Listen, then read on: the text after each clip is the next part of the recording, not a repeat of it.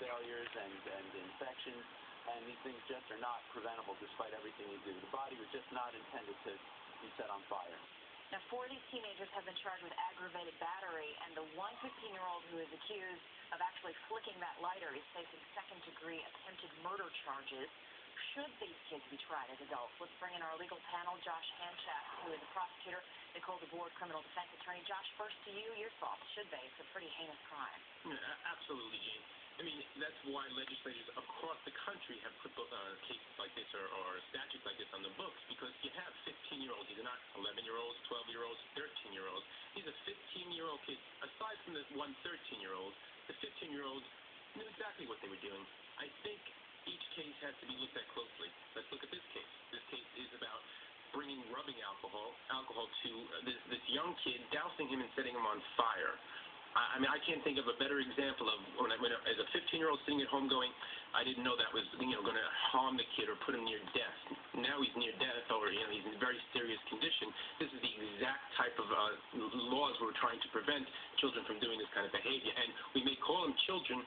They're a couple months away from driving. I mean, they're responsible adults, and crimes as heinous as this, that's why it's on the books and say now they should be treated as criminals. Nicole, one of the elements in this case that is even more shocking is the sergeant investigating it told reporters, I'm going to be honest with you, a bunch of these kids were laughing about it after it happened. There doesn't seem to be this sense of remorse.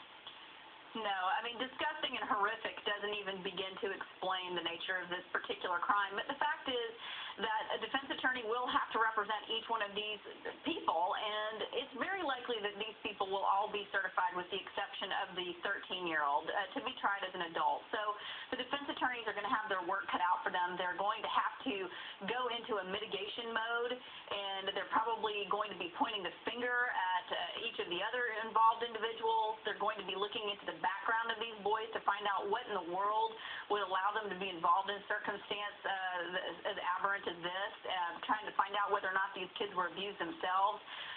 They've got a lot of work cut out for them. Nicole, one of the lawyers, one of the suspects said that the boys didn't fully understand the gravity of what happened. They were confused and they were scared, saying you had cameras, reporters, a judge telling you what you're charged with.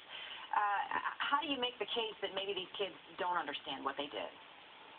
Well, and that's a big question. These kids are going to all have to be evaluated by a qualified medical person, a psychologist, a psychiatrist, to determine what in the world is going on in their mind to allow them to make a decision like the one that was made.